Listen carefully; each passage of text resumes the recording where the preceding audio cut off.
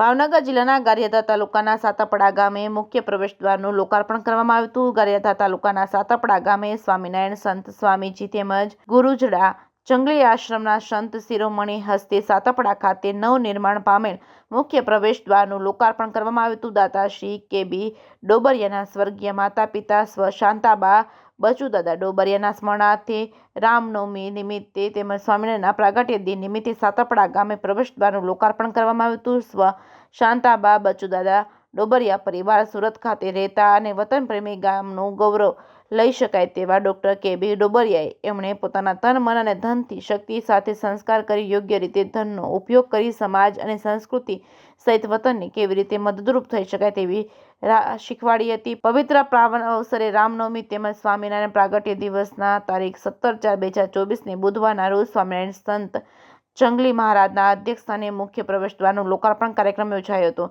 આ પ્રવેશદ્વાર લોકાર્પણ નિમિત્તે ઉપસ્થિત સાધુ સંતો તેમજ પૂર્વ ધારાસભ્ય કેશુભાઈ નાકરાણી, વેપારીઓ, ઉદ્યોગપતિઓ, આજુબાજુ ગામના આગેવાનો, યુવાનો તેમજ સાતપડા ગામના ગ્રામજનો ઉપસ્થિત રહી પ્રવેશદ્વારના લોકાર્પણમાં સહભાગી થયા હતા। JKS ન્યૂઝ ગુજરાતી સાથે અશોક ચૌહાણ, ગારિયાધાર।